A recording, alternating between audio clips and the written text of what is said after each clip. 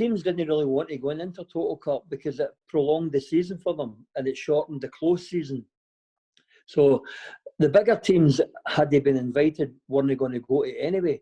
And I think, I might be wrong, but I think Motherwell refused to go in it.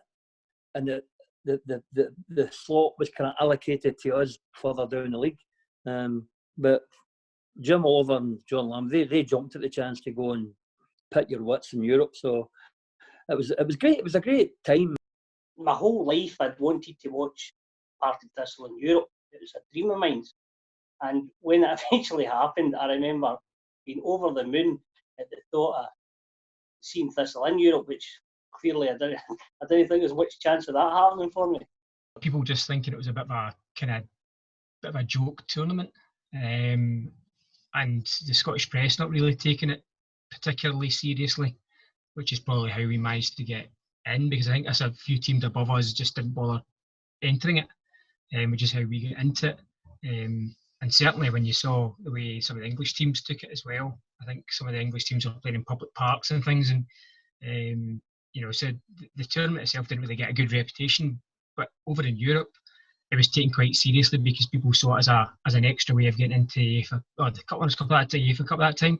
So it was a different approach taken in the UK than it was in Europe. They took it quite seriously, whereas we I think just took it as a kind of form of pre-season friendlies rather than anything else. So it was a bit of a joke, I thought the gaffer maybe playing one of his pranks on us, but it turned out it was serious enough, and he's seen it as a way of getting us fit for this upcoming season. I don't think anyone had really heard too much about it at the time or had any real awareness until it got mentioned, but I think it sounded very interesting from the start to get the chance to play in Europe in any capacity, because one of my best memories or best experiences even prior to that as a youth was playing in kind of European tournaments, that you would travel to and playing against teams from different countries, and it was just a huge learning experience. It was great to pit yourself against people from elsewhere, as opposed to the guys you played against so many times a season. You knew the style of play. It was so. I think, when you speak about something like that, you would always be a wee bit interested. You knew how it would work out and tie in. It was a bit of the unknown, obviously, to it. But yeah, I think it was quite interesting, especially for someone at Thistle. If it's an avenue it's open to you, I think it's wise to take it, really, because realistically it's going to be difficult any other way. The draw was made, that's when probably the excitement really started, because you started to see, right, this is who we're going to play, and obviously this is where we could potentially go. But it was, from memory, it's all quite, as it is with a lot of European competition draws, quite tight at the end of a season, especially to find out this is where we're going to be jetting off to in a month's time. So quite a lot of work to do to get there.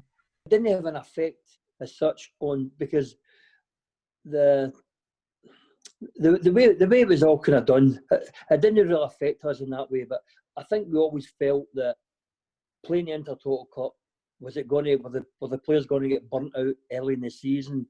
Was it going to jeopardise your Premier League status by entering the competition and playing and maybe tiring the players out? But I think I remember John Lambie speaking to the senior players about it, and everybody was up for it. Everybody, nobody. There was not one negative within the camp to say, "Gaffer, the close season is going to be cut short," and nobody said that at all. Nobody.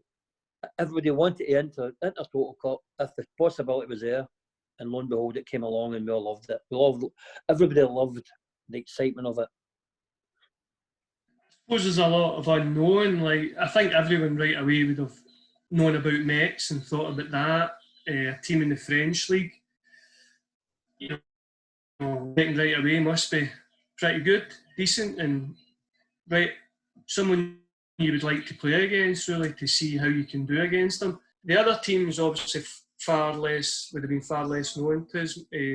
Other Zagreb teams, but not so much. I think it was NK Zagreb, but they wouldn't have necessarily known who the Jags were. So, it's not as if we would have been known to them. So, yeah, but, didn't know too much, but it's always interesting to find out, see how you can do against anyone else from another country. different now with the way the Premier League is now, because all the preparations is a must. So had you known, had you had possibly European experience before, and had you had the time, there was no time to go, okay, that's a draw, we'll go and watch Leinster, we'll go and watch Keflavik. You couldn't get that because the season was kind of more or less finished.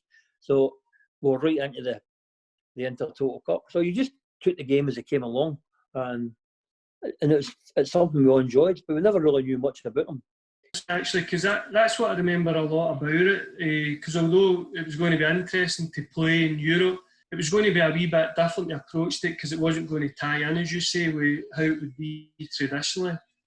So when the season finished, I can't remember exactly, but obviously it was a really short break. I think it was maybe a couple of weeks, and then back in for a couple of weeks or so training before the first game.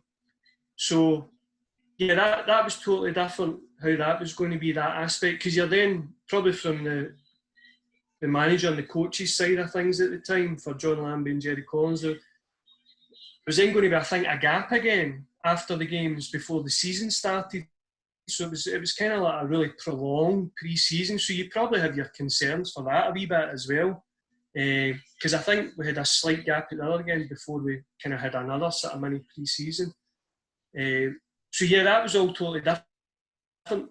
Throw into the mix, the way things are, no one would have been really on a long-term contract at Thistle. I know I had signed for 2 years prior to this, so that summer I was going to be out of contract, and that hadn't been resolved prior to the Intertoto. There was quite a few of us, if I remember right, come into that category. So although you were looking forward and wanting to play the games, it was a wee bit of a distraction not having had anything resolved for you to know that things were settled for the future. So that was a wee bit of a strange experience as well.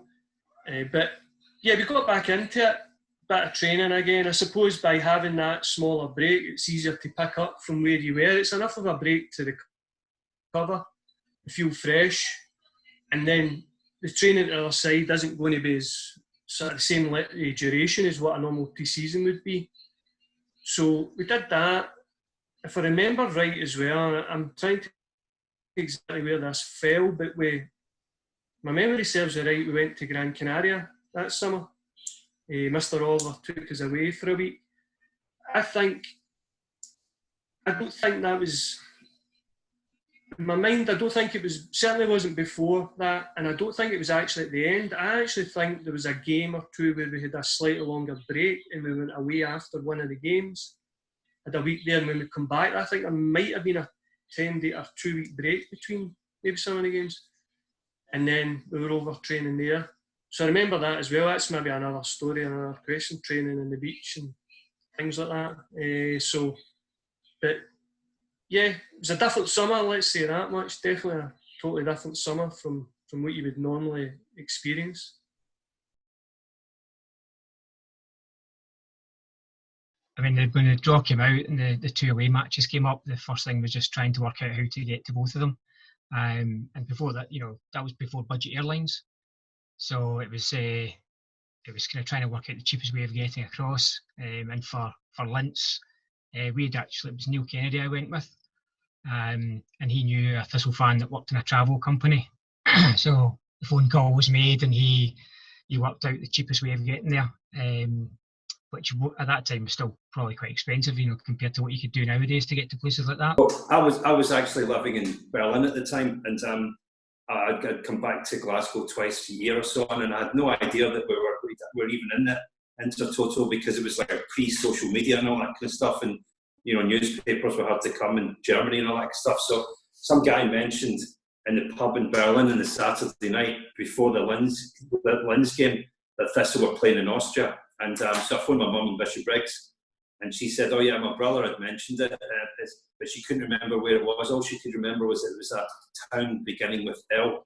So I basically sort of we also had a chat about it in the pub, and we decided it must be Linz. So basically, I left the pub straight away, went straight to the Hauptbahnhof in Berlin, got an overnight train to Munich, and then changed trains, and then through the border to Austria to Linz. And I was still, at that point, I wasn't sure whether or not it was Linz or not. But when I got off the train at Linz, there was a boy from Clydebank with a Thistle top on, absolutely pissed. So I knew I was in the right place. We've also met up a few, there was a kind of small knot of Thistle fans at the game. It was interesting finding out how they got to Linz. I'm sure there's a guy, George, that lives in Carlisle that comes up to Thistle games, or used to come up to Thistle games from Carlisle. And he'd flown to Prague and got a taxi. And the taxi driver was at the game to take him back up the road afterwards. It was about 250 miles by taxi, but it was, in those days it was relatively cheap from Prague to get a taxi. And then other people had done kind of something similar to ourselves, or gone down to London and flown to Vienna and gone from Vienna to Linz the other way. I think we flew to Luxembourg actually, and it was a bus journey, but the hampers never arrived.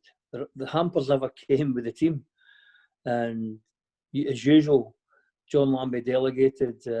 I'm sure it was myself and the wee kit man, Davy Wiseman, and we had to stay back. We had to stay back and wait for the luggage coming, or all the hampers, all the gear. And they organised a minibus, whatever. Jim Oliver had organised a minibus because the players didn't want them hanging about, so they all shot away to the hotel. And Davy Wise and myself had to wait back and wait for the hampers coming on the next flight to get the hampers in, head back to the hotel. I remember the gaffer taking us all out before the game for ice cream. And we went into this ice cream parlour, about 25 years, and the guys were looking as if they say, "Who's this mob here?" We're all ordering ice cream sundaes and ice creams and things like that, There wasn't that many of us, as you said. I think it was about kind of mid-40s in total, and everyone was travelling different ways. So we'd looked out the YMCA, which turned out to be a place where a few of the Thistle fans crashed. So we just wandered up and joined the YMCA that day and just went into and crashed in bunks there. There was about 4 or 5 other Thistle fans already booked in at that point. The town itself was quite a nice wee town. We just started going to wander with Thistle tops on. A few folk asking us, if we're expecting a lot of people. A few folk didn't know why we're there. It was a kind of bit of a mix. And we just started wandering around the town, having we wander around the town and see what it was like. Ended up finding this bar called the Music Bar, which was opening that night. But when the guy saw our tops, he just invited us in to do some tasting of his beers, to let him know what they were like, which was brilliant. So he just gave us kind of free beers for a couple of hours, and then gave us tickets for the opening that night to come back. He used to be a goalkeeper. Turned out he was a goalkeeper for Linzer back in the day. So he gave us a wee bit of history about the team and told us that the goalkeeper Schnickelgruber was a very distant relative to Hitler. So when these bizarre facts that you get told. I quite like visiting new places. It's good to see other cities and cultures and all that. That was actually one of the things I liked about it. I remember in Linz, I think it's probably got a bit of history to it. There was a river running through the city and all this. Spent a few days there. Obviously you're there to train and play a game, so you don't get the chance to see it maybe the way you would if you were there at another time. But I always liked to travel, so that was good. It was a matter of trying to find the ground, and Robert Reid was there, and he basically gave everybody complimentary tickets and so on.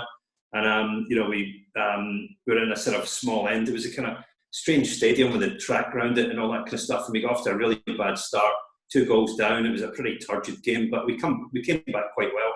And obviously the 2-2 draw. One was up in the stand, and we're 2-0 down after about 15 minutes, whatever.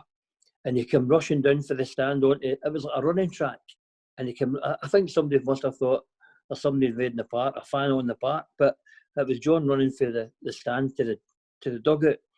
And his presence on the dugout, it just came in. When you heard his voice, players heard his voice, and they just seemed to up the gear a wee bit. Things get the tempo up, get this, get. And the fact that they heard his voice kind of spurred a lot of people on. The fact that John came down for the bench kind of gave everybody a kick up the backside, and it worked, and we did okay. I was lucky to captain it. It was actually, what actually happened there, it was a Friday when Wally Jimison left to go to Hearts, and Robert Reid came to the manager and asked for someone to go to Hampden because we're taking pictures of the cup, Scottish Cup. So yours truly was walking by his office at the time and went, "Hey, wee man, you go to Hampden and take that, get that picture taken." I said, "What for?" "So the captains are going there." I said, "I'm not a captain." He said, "You're a captain today." I said, "Oh, fine." So I went there, done that, came back, and then he said, like, "You're the captain for the near future," and that's the way I ended up getting the captaincy. But, you know, I don't say I enjoyed it much. I preferred just to let somebody else do the captaincy, but it landed on my plate and I had to do the best I could. But yeah, it was a great experience for me to lead the team out. That was at all these 4 games. Remember the game there a wee bit, the pretty small sort of stadium, if I remember right, and I seem to remember, and again this goes back to styles of playing, how it's interesting playing in Europe, but obviously there was a lot of hurly-burly around the Scottish game at that time, and we went there and started the game, passed the ball, a bit of possession. You think this is fine, settle in, and then I think it quickly changed and we went 2 down after thinking we'd made a good start.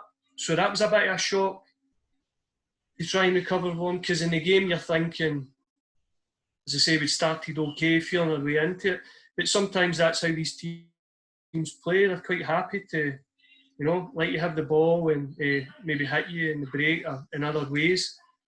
But we did well to recover. I seem to think I was quite happy we did recover, because I thought it was the least we deserved that night, because I did think we were, with all due respect, maybe a bit better than them, but going too difficult to recover from. So thankfully we did come back and get the goal. So not the best start, but not the worst start, you know, to get a draw away from home, I suppose. It ended up that a lot of the Thistle supporters were slept in the train station that night, and including myself, because I thought there'd be overnight trains, but there wasn't, so we had to sleep on the platform and then go through to Munich and then back to Berlin. And of course the start of the game wasn't particularly successful for us, going 2-0 down relatively quickly, and you're just kind of sitting going, we've spent 8 hours in a bus, a flight across to Munich, another 4 hours in a train, and we're getting humped here. This is going to be embarrassing when we go home, but gradually you realised that it was just the fact we were completely out of sorts because it was the first game. We soon got into the swing of it and started controlling the game. And when Rod McDonald scored, you kind of got the feeling we'd come back into it and really kind of take the team to shreds. And Rod McDonald's finish wasn't particularly glorious. It was not the cleanest of finishes, but it was got us a foothold in the game. And then after that, it was just us. We just controlled it. McWilliams scored the equaliser, and then Albert Craig scored an absolute sensational volley that I don't think was offside. It was given offside. And then he scored another one later on where he was clearly offside and got booked for putting the ball in the net. But we really should have, despite the start going 2-0 down really quickly, we really should have won that game. One of them I thought was a good goal. And actually, I was actually doing a bit for the paper, and I said that to the boy after the game, that the game, which had really been 3-2 for us, it was a wee bit of disappointment getting 2 chopped off. But one of them was really, I thought, could have got us maybe the points and might have made a difference to the game. Probably realised from my reaction, I just kind of finished up my pint, went straight to the station, you know. I took to a town called El in Austria. That's how kind of important it was for me, you know. Kind of, it's a once in a lifetime opportunity, you know. You know, the nearest we've got to that, it was the top 6 finish a few years ago, and look what happened after we get into the top 6. We've been in free fall since, you know. So I think this is a kind of opportunity that you're only going to see once in a lifetime, and you've got to grasp it, you know. It was, and they're probably 2 of the best away games that I've been to by a country mile for Thistle, you know.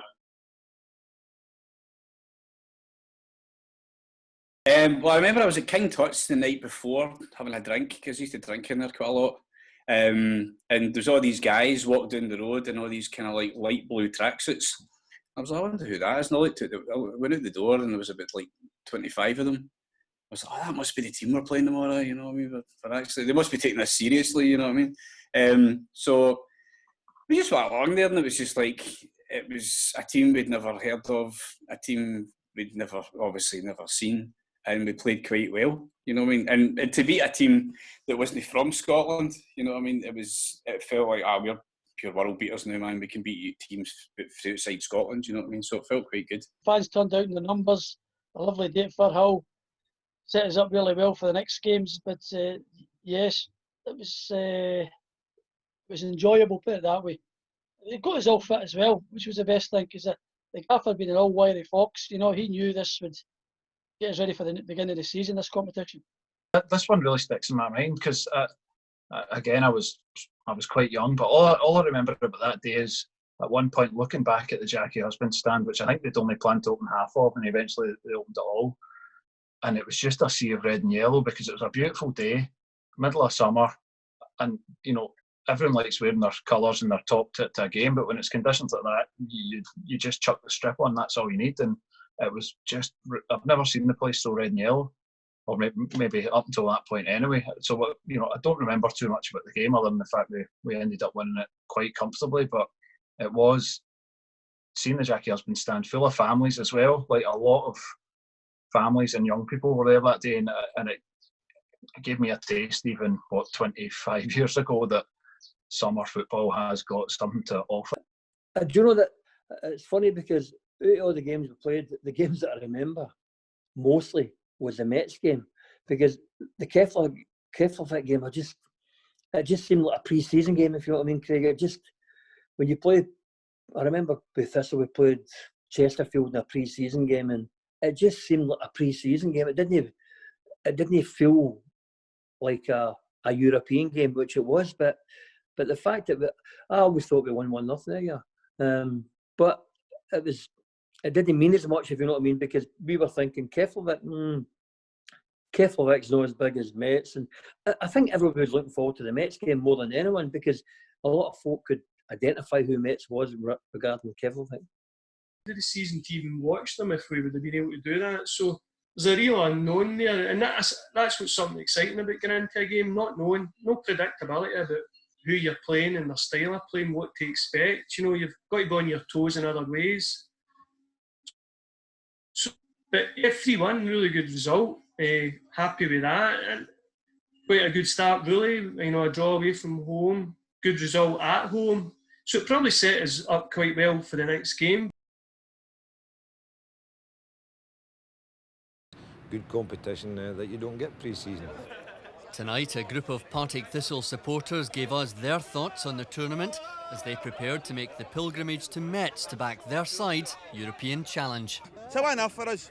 You talk about the European Champions League, but this is the big one, by the way. We're there, we're going to play AC Milan, we are there, we are number one in Europe. Absolutely mental, because I remember, I'm a big Tartan Army fan as well, and I'm used to going to the far-flung corners of the earth that nobody ever goes to apart from Scotland fans.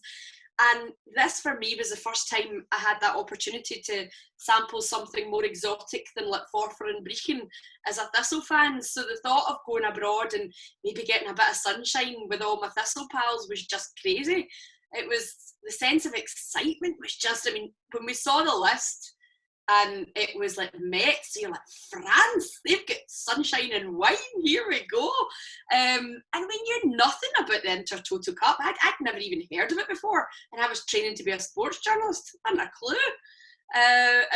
But what a great way of doing it. It's so John Lambie, isn't it? Join the Intertoto Cup and try and get into the UEFA Cup.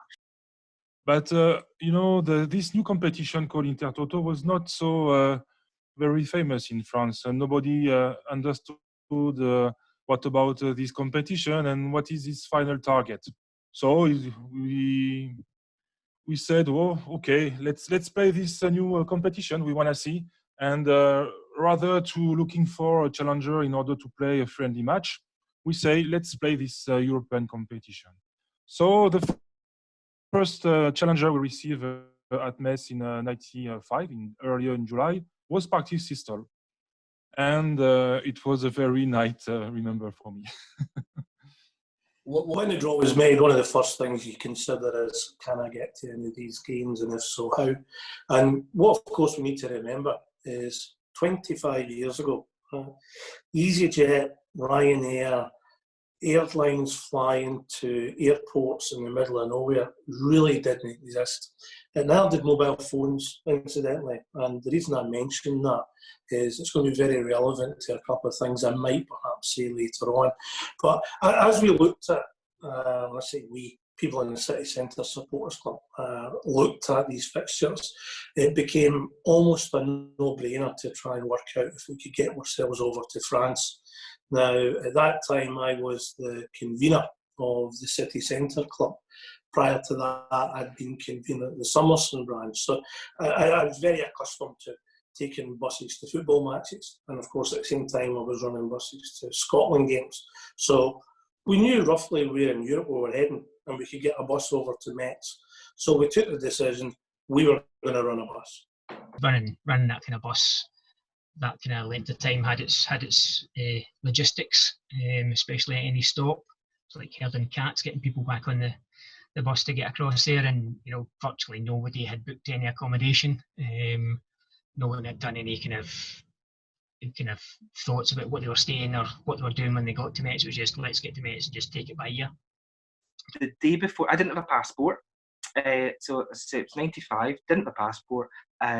Went down the day before the bus to the Anniesland post office with my photograph, and you could buy the 1 year visitor's passport back then, cash over the counter. Got that on the Thursday, and we left the station bar in Friday tea time, I think. That's how last minute and vaguely ill-organised it was. We had taken a decision where we were going to run a bus, and on the bus we obviously got all the regulars, and the hands were going up, and almost immediately we saw that we had filled the bus. Before we had come back from the next away game, whenever that happened to be, we had a full bus. So we said, okay, we better put on a second bus, and tell your mates and tell your friends. The Thistle community is tight-knit, and very quickly word was starting to spread amongst Partick Thistle fans about how on earth we were going to get to this game. And it wasn't just how's this bus going to work, because City Centre were not the only people thinking this way. There was buses getting run from St George's Cross, the Mulgai boys were thinking about it. So lots of people were all talking about putting buses on the road. But very quickly, word got round the pubs in Maryhill, as there were many pubs at that time in Maryhill. And in the forthcoming football games themselves, we just started talking to folk. And Thistle were good enough to give us a wee bit of space in the programme. So the word quickly got out. 2 buses were filled. 3 buses were filled. And we said, that's it, we're going to call a halt at 3, because we had 3, and as far as we could work out, there was at least another 3 getting organised through other clubs. So this is 6 buses that are getting put together to go over to France. The similarities between the Metz game was, again, another overnight train for me from Berlin to Frankfurt, and then from Frankfurt through to Metz. And this was the interesting thing was it was the same weekend as the Love Parade in Berlin, which is a big techno festival. So basically, I got the overnight train to Frankfurt, arrived in Frankfurt at 8 in the morning, and the whole station was full of ravers, all boarding special trains to go to Berlin for the big rave. So we left the station bar. There was about 4, maybe 3 or 4 buses went from the station bar. I think we left about 3 o'clock in the afternoon. Maybe 5, but we all got there, and the place was absolutely teeming. So we'll get lights that are bevied up, so to speak. Got the carriots for the bus, plenty of MD 2020 in the bag, and I was actually going on my holidays as well, because the girl I was living with at the time, she went over to France with her parents. She was going to some kind of really nice kind of chateau somewhere in Pleuret, somewhere in Brittany. So anyway, that holiday was booked, and they left on, I think they left on the Tuesday, and they drove down. I was like, well, you go ahead, I'm going to go to the Thistle game, because it was like £45 return in the bus, which was ridiculous. Buses were leaving at Kirkcaldy's at the station bar late afternoon, sort of tea time on the Friday. By the time we got there, we made sure we got there in plenty of time, taking no risks. It was absolutely mobbed. People were spilling out onto the streets. I remember Wimbledon semi-finals were on the telly inside. Everyone was just so happy. STV at that point, I think, were just across the road in Kirkcaldy's. They came over to film it for their tea time broadcast. Pipers were playing as the buses started to fill up, and then about 4, 5, 6 buses, I can't remember how many, just snaked their way out of Glasgow and started making the long trip to France. So I was a wide-eyed 16-year-old that never seen anything like it in my puff, and everyone was just, it was like Wayne's going on a school trip, except these Waynes were adults, and obviously having a good scoop in the bus and a sing-song, and you know, that journey down to Dover, I think, was it had everything. I would like to say it went like absolute clockwork, but I would say that 3 buses left from the station bar at Cookadens. It would probably have been about 5 or 6 o'clock on the Friday night, and the reason I say that is we timetabled it so that we would arrive in Metz about 12 noon on the Saturday, the match being the Saturday night, take the afternoon in the town, go to the game, stay over, and have a leisurely drive back on the Sunday. That was the plan. We got away from the station bar, no problem. We had a piper there to set us off, and the 3 buses mainly set away. Toilets were filled by probably Hamilton, so that meant that we were going to have to have regular stops on the way down so that the drivers could do what they need to do to empty the bus out. So we all headed over on the bus, and the only thing I remember is getting on the bus, having a really good laugh, and sometime in the middle, before, you know, it was still bright at night, a whole load of Thistle supporters playing football at a service station somewhere, and the ball hitting the motorway more than once, so it must have had a lot of buzz. We found ourselves pulling in to a service station in the M6, and one of the first things I noticed is there was 2 guys standing at the door on the way in, Thistle tops on, and nothing else. I said, oh, they must have come out of a car. So everybody gets off, goes to the toilet, and the 2 guys are standing there looking a bit sheepish. So I said to them, he's all right, lads, what's up? Our bus is away without us. I said, sorry, run that past me again. I said, this is us in the M6 in Northern England. We're only a couple of hours away from Glasgow. They'd been on one of the other buses, don't want to name names, but I think it was a St George's Cross, who never counted their heads properly, and the bus had pulled away.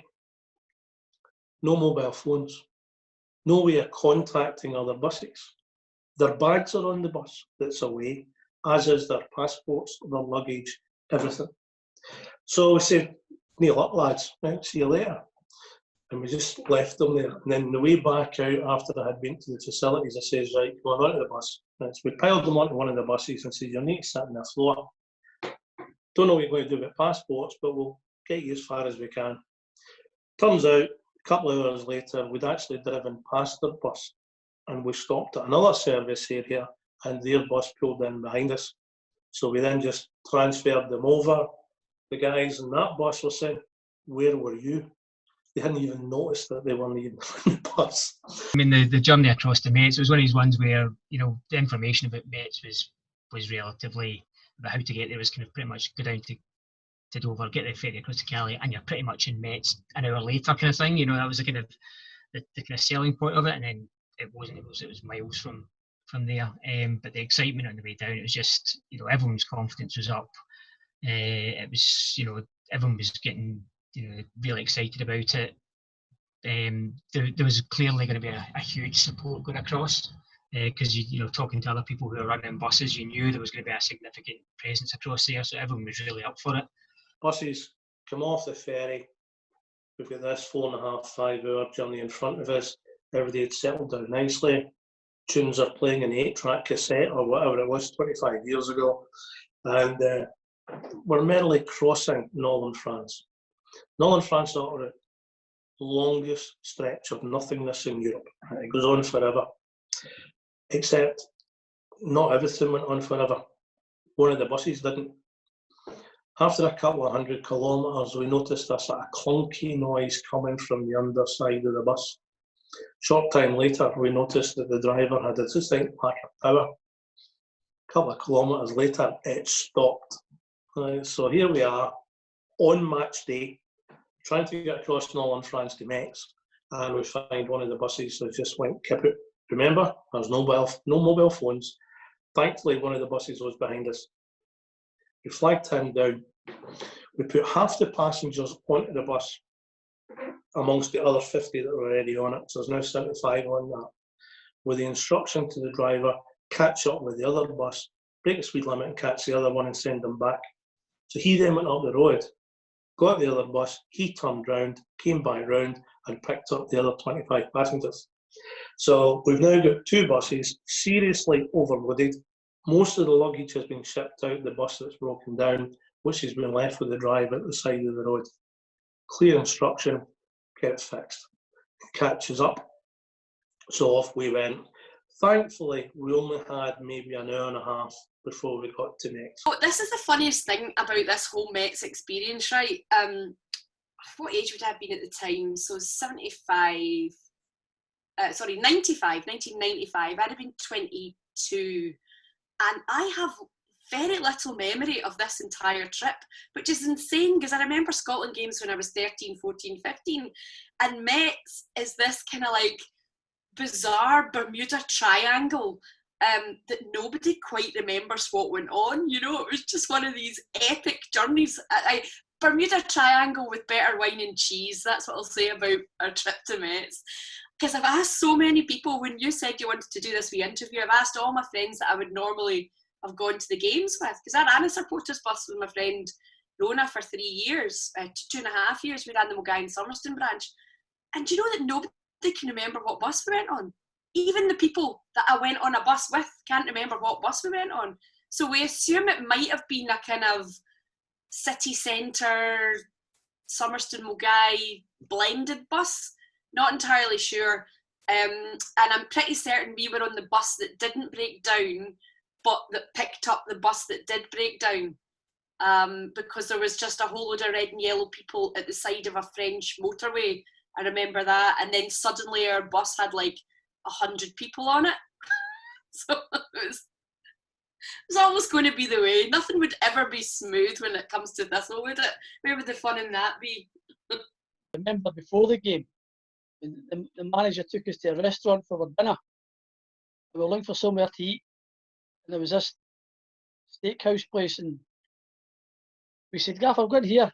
And he said, "They'll take us in there because it's too expensive for the steaks, you know." So he said, "Come on in, lads, let's go in." Went into the restaurant. I ordered the steaks and all that, and it wasn't until the next day we realised it was horse meat we were eating. He took us in, and that's why the old bugger that he was, you know, he said, "Get a steak, lads, no problem. Why in?" And the next day, Big Jerry said to us, "Do you know what we were eating there? That was horse meat. That's how you got the steak. If you thought for a minute after sirloin steak you were getting nothing. You look, you get a burger after all you." That's what he done his inside it.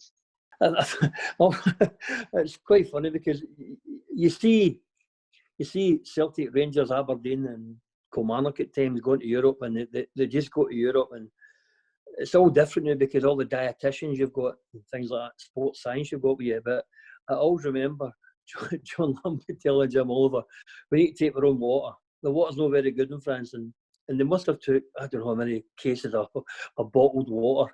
And Jim Oliver kept saying, "John, can we not get the bottled water over there? We can get the bottled water over there." No, we need to take our own water.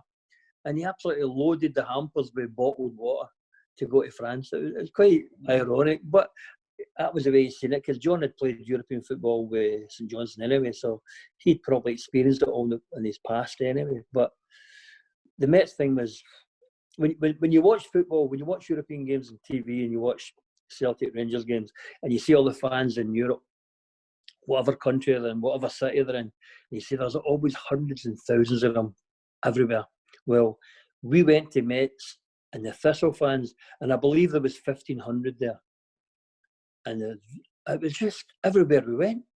We came out the tail, everywhere you went was red and yellow. The bars were full of Thistle fans.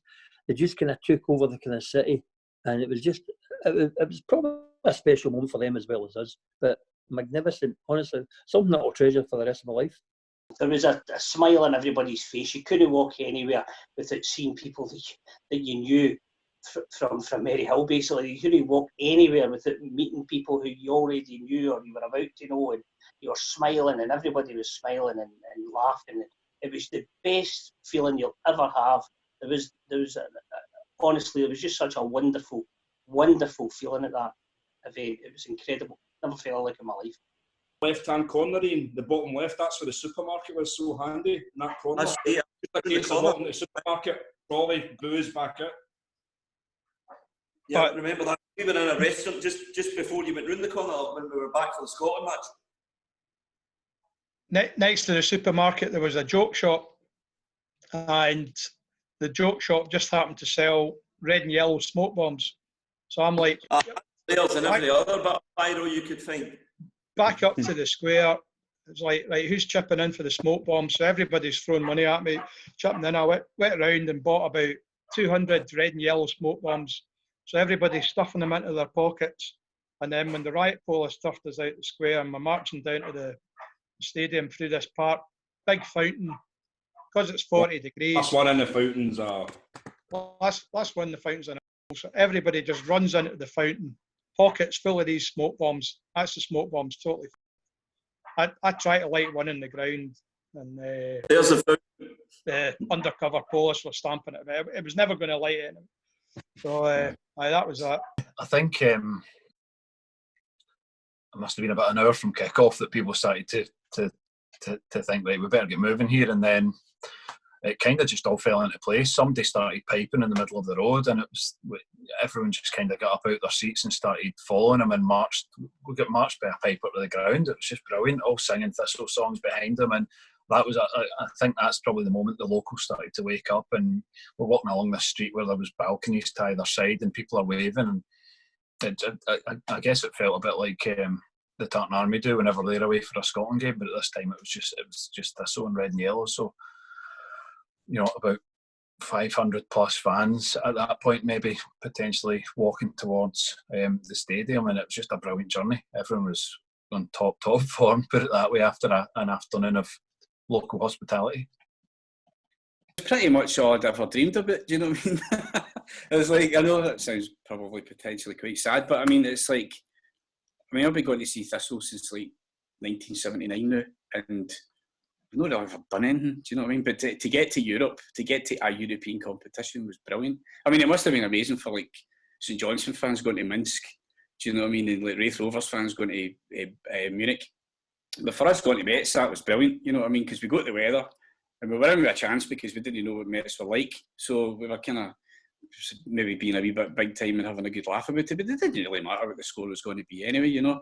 But it felt brilliant. It felt really good. And I heard a rumour that John Lambie, probably this rumour's quite kind of folklore now, but John Lambie went out onto the pitch apparently, and he came back in, and we were all there just. I mean, I think we were all surprised at how many Thistle fans had actually turned up, you know. And he went back into the dressing room, and apparently his face was totally ashen white. And players like, oh, what's the matter with you? He was like, well, you want to see what's out there? There's about 1,000 Thistle supporters. So like, what? It's mental. On va voir, Isaias portera le numéro 10 dans les rangs du FC Metz. FC Metz qui va jouer ce soir en maillot blanc, alors que les Écossais de Partick Thistle. The whole atmosphere of the day was carnival-like. It was almost like Scotland playing at a tournament, even though it was only one game, where everybody's all friends. Even if you'd never met the guy who's standing beside you at the bar with the red and yellow top on, he became your new best friend. And everybody was in it together. And it really was just joyous. It really was enjoyable. And I can remember, even though I was standing at the back of the North Stand looking down at the pitch, the look on some of the players' faces as they looked up at the size of the support and the noise that was being made was one of, they were just incredulous looking up, saying, this is wonderful. And it lifted them a wee bit, but the heat definitely got to them that night. They tried, but Metz were a better team, and it was too long. It was very, very long. It's a big memory of my time at Thistle. I spent 5 seasons at Thistle. And it's one of the main memories in that. So I suppose it's given me one of my main memories of my time there playing in that Intertoto. If I'm assuming you come out of the tunnel, it was a stand opposite, off to the right of that stand, and there was a sort of higher section and upper section. And it was something you watch all the time in telly. There was a lot of sort of banners there, things like that as well. Obviously, people were excited about the game, the reception we got coming onto the pitch. People maybe had a sort of sherbet or two before the game and pretty excited. So anytime you play away from home, I mean, in general, when we played away from home, even domestically, we had a fantastic travelling support. The numbers generally, out with the Premier, you would outnumber the home team a lot of the time, and that again makes a huge difference when you step out and you have that backing. And to know that people did that and had travelled that distance and spent the money they had, I think probably took us aback a wee bit. I don't think we necessarily would have expected that many folk to be there. There was a lot of colour as well that night. It was a cracking night. I remember it had been a cracking day, so people would have enjoyed themselves. It was great to go out. So, as I say, it was one of my main memories. That definitely at my time there to go out and see that. So it was. I came to the stadium very early, and there is not so many people because many people were in vacations. And I think in the Strand where you find the fans, we were not so numerous. And a few minutes before the match starts, we see many people in yellow and red color. And I say, Mamma mia, what are these people? And a friend of mine said, I think it's the Scottish guy.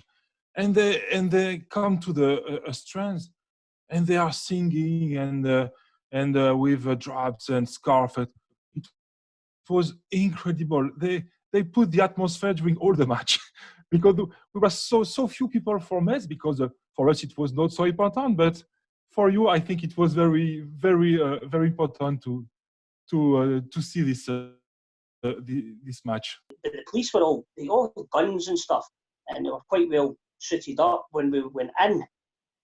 By half time they realised what we were like, and they opened collars, the guns were away, and they were just sitting laughing with the rest of us. It really was as simple as that. That was by half time the police had just realised that we were all there for a good fun.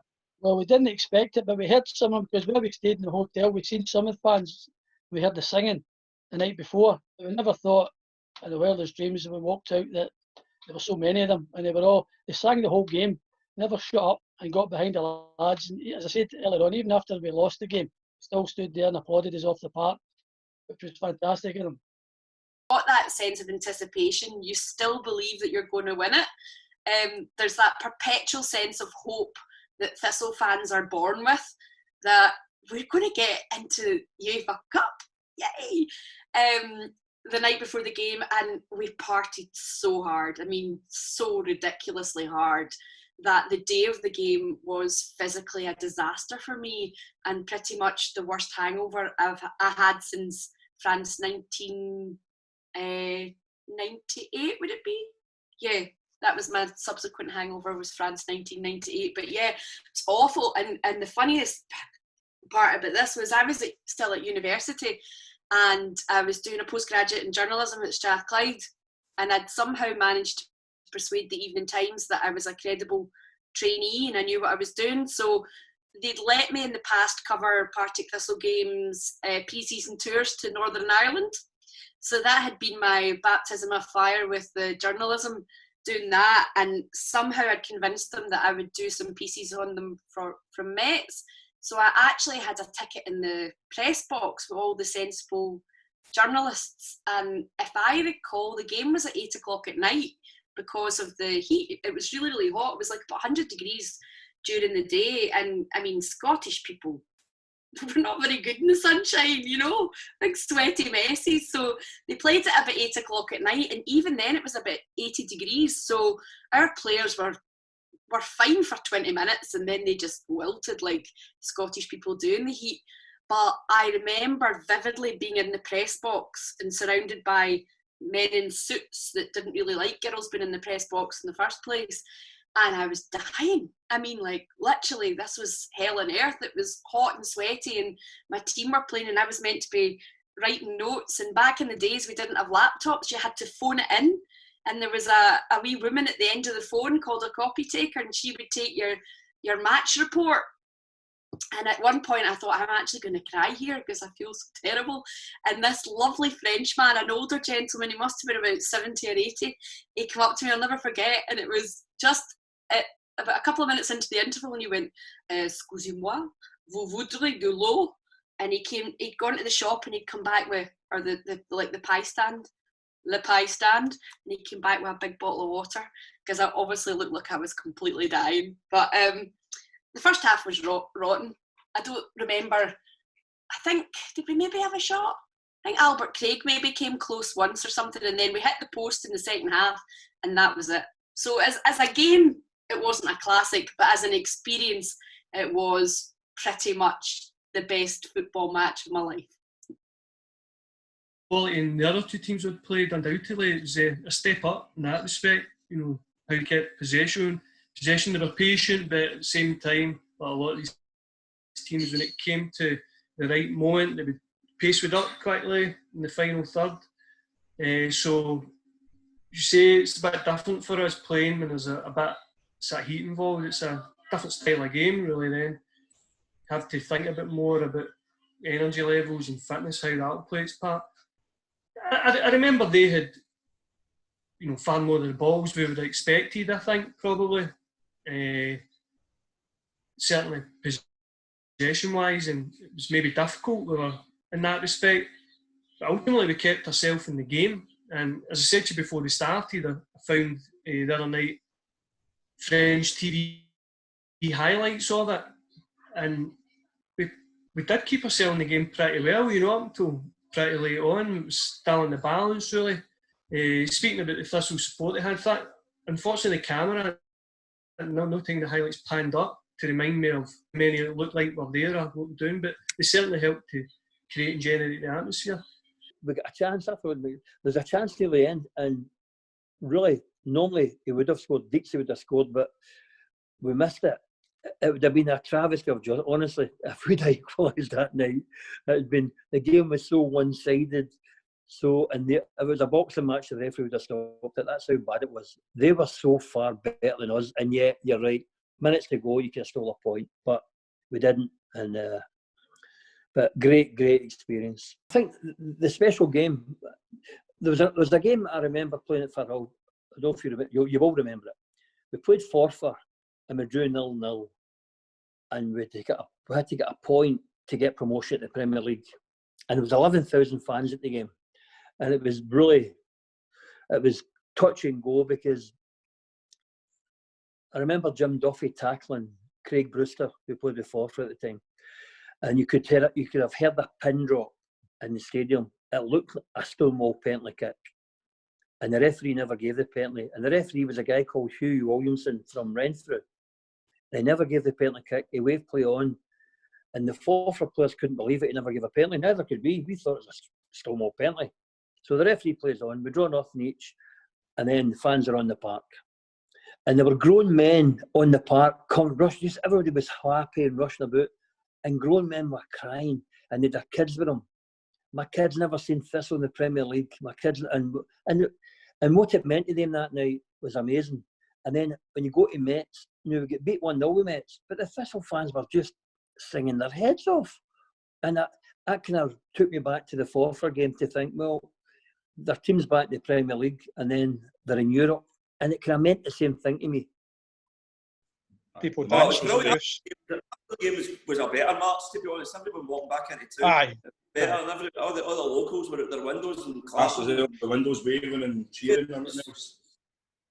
And then the next morning, woke up, put the telly on, the local news had pictures of the Jags fans leaving the stadium, and it's about 2 or 3 minutes, just solid video footage of Thistle fans leaving the stadium, dancing on car roofs and all that.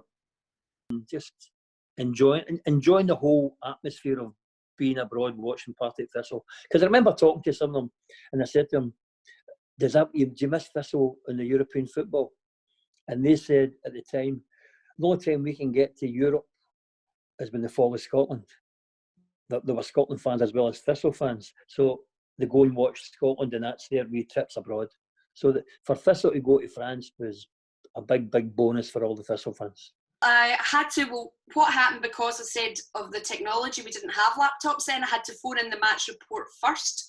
So I did that, and then you walk behind the goal and you went into the tunnel with the dressing rooms, and that compounded my hangover misery because it was hot and noisy, and the smell was sweaty men and Ralgex, for the muscles, and everything was just like, oh. And I'll never forget John Lambie, bless his soul, come out, and we had a lovely father-daughter thing going on. He looked after me for years at football because he knew I was absolutely starstruck every time I interviewed him, despite the fact I worked in sport for 10 years. Eventually, I was still like, oh, it's John Lambie. So he really did look after me. And he took one look at me and he just went, right. And he called one of the reserves over and he's like, go and get her something to drink. And the wee lads tottered away and he came back with like some water and some energy drinks and stuff, or whatever it was back in the day that they drank in France. So John Lambie's like, look at the nick of you. But he just had a good laugh about it. They were, and you know, the funny thing was, after the match, this is the bit that I think most Thistle fans will remember, was Lambie let the team out to play. The team were allowed to go and thank the fans.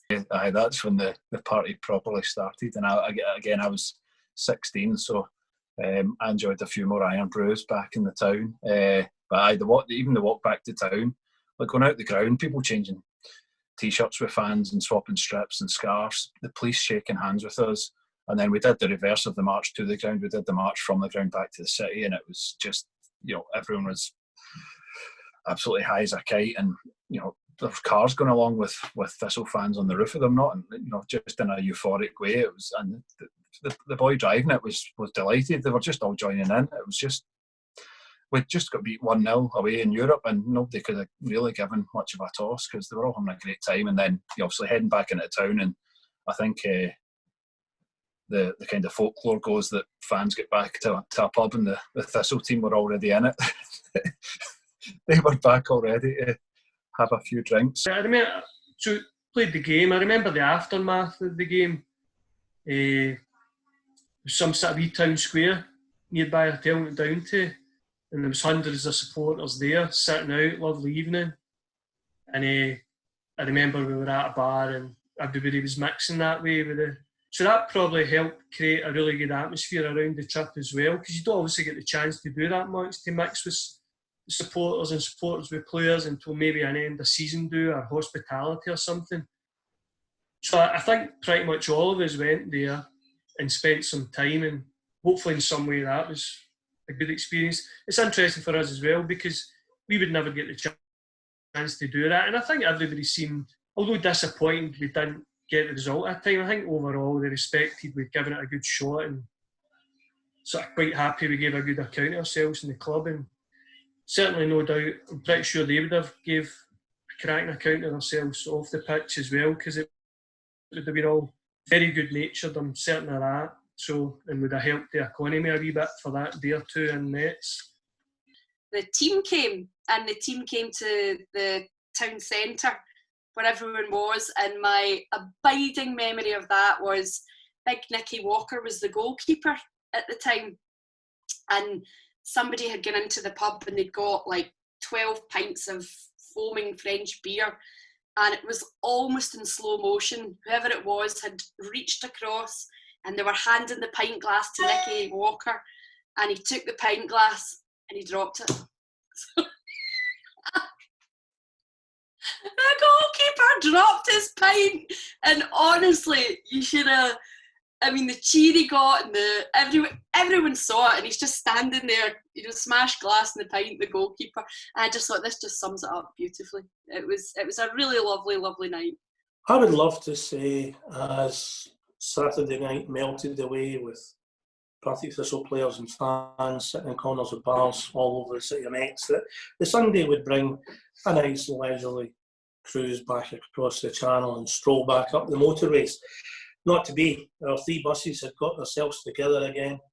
Can't remember departure time. My suspicion is it's probably going to be somewhere just before 12 or so. And the three buses pull away from the station in Metz, crossing that long and boring road across northern France for 5 hours, over to Calais, cross over to Dover. Stocks are provided and the cans of beer are on the bus. As we're driving up the A2, a familiar clunk and rattle develops on the same bus. We're like, having a laugh, this can't be right. Sure enough, it was the same clunk and rattle. The nearest town to where we were at that particular time was Gillingham. So off we went. We pulls into Gillingham. Unfortunately, first bus is away, can't catch it. The other bus is behind us, and we simply said to him, we'll get this sorted, you go on, because you can't take 50 of us anyway, all the way back up the road, because it's 10 hours to Gillingham back in Glasgow. So we goes into Gillingham, bus pulls across the side of the road, I spots a pub on the other side. I says, right, hold. I runs across to the pub. And my intention was to first of all find out, is this pub open? Secondly, would they be willing to take on board 50 football fans? And we might be around for a while. So I runs into the pub.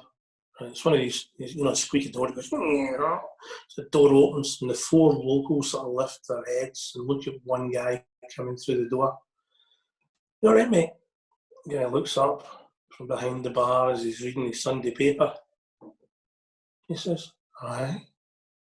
I says, I've got a busload outside. We've got a problem with the bus. Would it be all right if they came in? The guy looked at me and goes, whereabouts in Scotland are you from? He says with a West of Scotland accent.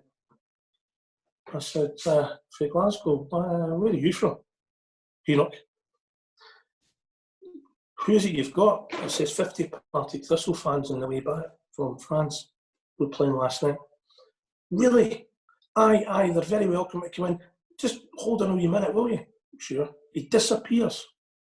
And within 30 seconds, he comes back with a green-up mutton top. He says, you can let them in now. So I goes back out of the bus, basically tells everybody, in you go, you're very welcome.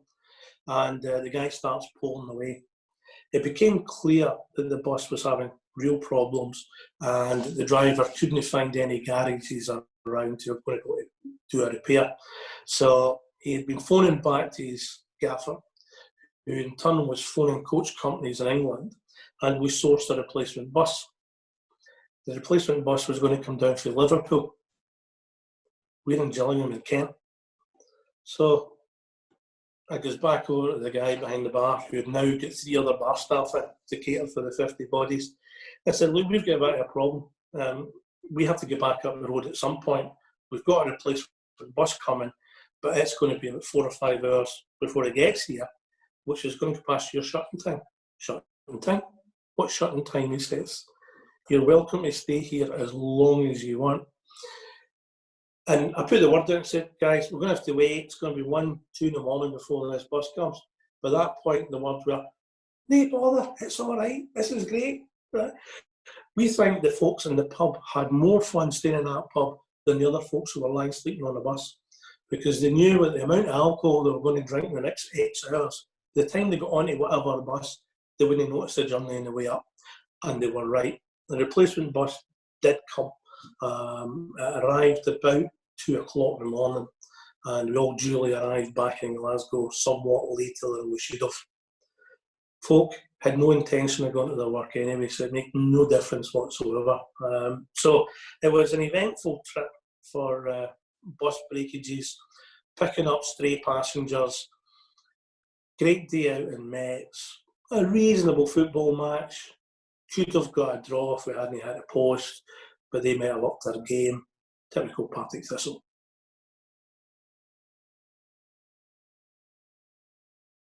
They're a big, strong, physical team.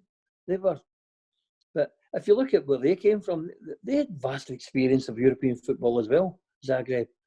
I'm sure they were the army team at the time. But I think Metz was the pinnacle of it. So it's like a team playing again Celtic or Rangers, then the following week you're playing Albion Rovers. No disrespect to Albion Rovers, but you're playing the best at the top, then the following week you're playing the teams that maybe finished the bottom 2 or 3. So it was you're right, probably an anticlimax, but I think everybody kept thinking how good Metz was, and then to play the game, because they were better than us. They were better than us, but just to get involved in the game and to be involved in that tournament was great for everyone. Yeah, it was a bit of a damp squib, but it was obligated to play the game. And again, the fans turned out in the numbers, and we we just got on with the game. We just wanted the game over and done with so we could get maybe a couple of weeks rest before we started real stuff back into the season again. But all in all, over a piece, I thought we didn't let ourselves down. I think we didn't let the fans down either, which was important because we spent a lot of money, you know, and some of them missed their summer holidays and all that to go to these games, you know, and it was great for them. You wanted to finish with a victory, but, you know, when we were 2-0 down, it was, you know, as you say, there was no real difference being 2-0 down or not, but it would be nice to finish off, not really kind of losing, having an undefeated home record in the competition. And we did score late on. I think it was Curran that scored late on, and they kind of gave you a wee bit of hope we could maybe sneak a draw. But as you said, it was all about the away trips. It was you know, by that point it was a done deal. Metz were going through, we weren't getting through, so it was just a kind of the end of the journey kind of thing. So it was, as you say, a bit of an anticlimax, but there's still folk talking about the Metz trip. There was a great game and kind of just the memories of that and how that was the main thing out of what had happened. I don't think ultimately people thought we would maybe get through, but you know, it's still been nice to kind of dream that we'd had a chance to getting further into the next round, but it wasn't to be, unfortunately. One of the things that's so special about it, I think, is the fact that you don't, as a Thistle fan, expect any kind of success in some ways. That's not to be negative, it's just to be realistic. So getting into Europe feels like something that's not achievable, really. It feels like something that you wouldn't contemplate. You asked me earlier if I thought about going to seas in Europe and was it the realisation of a dream, and no way was it, because it just hadn't crossed my mind that we'd play in Europe. A lot of these other clubs and these guys have never been in Europe since. They had the opportunity 25 years ago and never took it, and still never played in Europe. Yet Partick Thistle has. A lot of guys that were there have had the experience, and I mean, they've all enjoyed every minute of it. Even Big Jerry and the other lads were still talk about it when we meet up. That's how good it was. You know, it's Thistle fans support the team through thick and thin. Sometimes you're a season ticket holder, and sometimes you maybe go away. You've got work commitments, and I think that just remembering that time takes you back to a moment when you were with people in that era, your friends, and there's a connection there that if you were on that trip with those people, that's something. I've got a friend that I went with that probably 50% of our conversations today would be about that trip, because it was just so class. So it's the nostalgia with it, and the people that you went with, and there's people that went on the trip that are no longer with us. So there's so much emotion surrounding the trip that I think it can only really be explained if we do it again. So let's hope we do it again soon. For a new generation, obviously, there's people who are probably sick to death of hearing people like me and folk who are lucky enough to go to these things. The younger generation of Thistle fans who have followed Thistle all around the country and not getting that opportunity. I mean, they don't even get the opportunities we had. All the daft pre-season tours in all in Ireland that were always a good laugh. You know, we had that as well. They were always great weekends, and we don't do that anymore either. So they've got nothing really. They've got bounce games against Annan and things like that. It's not the same for them. So there's a whole crowd, a whole generation of Thistle fans who are looking for their equivalent. So I think for different people it would mean different things. You know, for people that were at Metz, it'd be like reliving something that they thought they'd never see again. And then for a whole new generation, it would be their first time and experiencing the same things that we pretty much experienced in Metz. So I think that, it would be, for different people it would be different things, but I'd love to do something like that again. It'd be absolutely fantastic. Were these days any better than now? Probably. Football just seems to have lost its sense of fun a little bit now, particularly at the moment. It's very grim for many clubs. But back then, and I do credit John Lambu with a lot of this. He was the heart and soul of the club. The man was an absolute crackpot, bampot, but a genius. And he couldn't have been more Thistle. He was absolutely the perfect manager for Partick Thistle, and that kind of permeated throughout the ranks. You knew that he was off his head, but we loved him for it, and he'd have done anything for the club, as would everybody that supported it. It was just a really, really good time. I thoroughly enjoyed it. That was round about the time I was running the bus, and we had a great time doing that, really, really did. And I think the nicest thing about Thistle is the supporters they're your friends forever. You can't get rid of them, even if you try. The person that you've sat next to is there with you for 50 years, you know. You'd love to see it again, but it's becoming virtually impossible to get in now. You know, winning the Scottish Cup's pretty much, I think, a realistic hope of getting in. Now that, you know, the League Cup doesn't account, so doing something like that, you know, well, 2021's obviously our year that we're going to do that, so, you know, next year, next year's the one.